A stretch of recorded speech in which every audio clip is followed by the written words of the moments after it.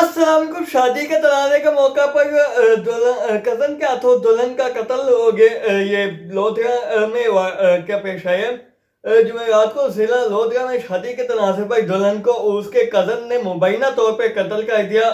Police ने बताया कि मुलजिम ने बाद में अपनी जान लेने की कोशिश की और उसकी हालत तशवीशनाक थी।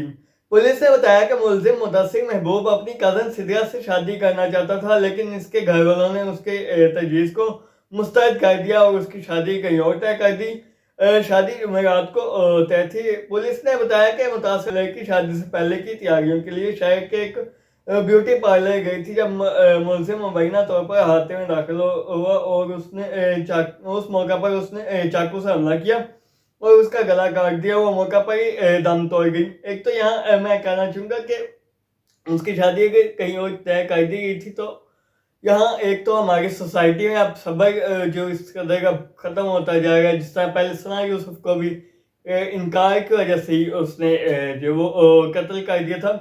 इस पर एक तो ये कि इन्हें अगर उसने इनकार कर दिया था तो एक हदीस में है कि जब आपको कोई मुसीबत पहुंचे बंदे को, तो वो ये पढ़े इन्ना लिल्लाहि व इन्ना इलैहि राजिऊन अल्लाहुम्मा अजूरनी फी मुसीबती वखलिफ ली खैरम मिन्हा।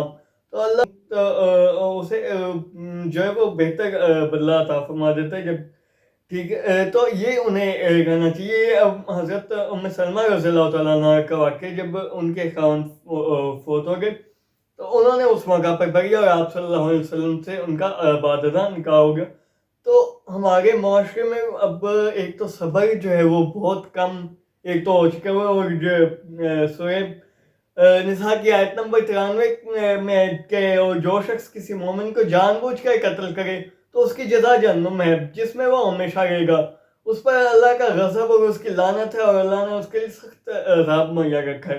तो ये कत्ल तक नौबत जो है वो नहीं जानी चाहिए। कत्ल तक या चलो वो उसको परेशानी थी, वो किसी से शेयर करता है ये वो, लेकिन वो कम अज़ कम हमारी सोसाइटी में अब ये एक रिजेक्शन की वजह से ये कत्ल कर देना बहुत बढ़ गए हैं। और इसी तरह हदीस में ये मिलता है इसके बारे में, ये नहीं होना चाहिए। इस तरह ये हदीस में मिलता है बड़े गुनाहों में से एक किसी जान को कत्ल करना है। इसी तरह एक और हदीस में अगर ज़मीन और आसमान वाले किसी मुसलमान के कत्ल पर जमा हो जाए तो अल्लाह ताला सबको औंधे मुँह जहन्नुम में डाल दे।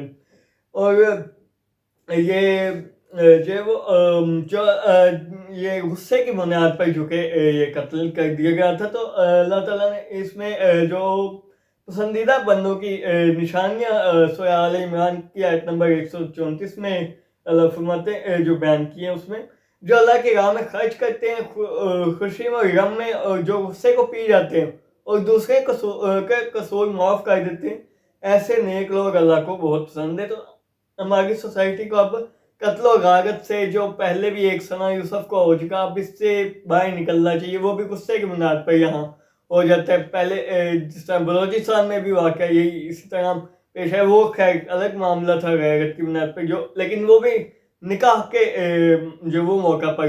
तो इस तरह की चीज़ें हमारे माशरे में अब कम होनी चाहिए। वो खैर अलग मामला था। अगर मैं कत्ल के कॉन्टेक्स्ट में बात करूँ, खैर बाद में आगे तफसीलात पे आगे देखते हैं।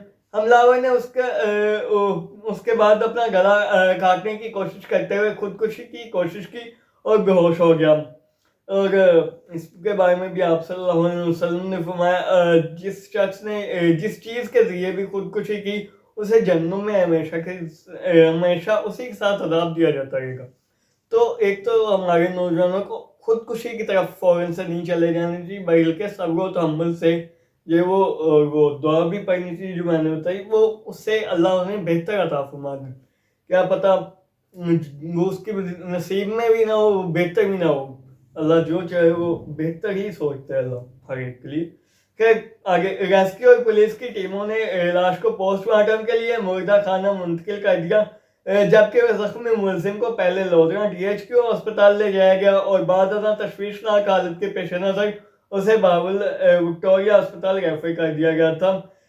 पुलिस का कहना है कि वाक़ये की तहकीकात अभी जारी हैं।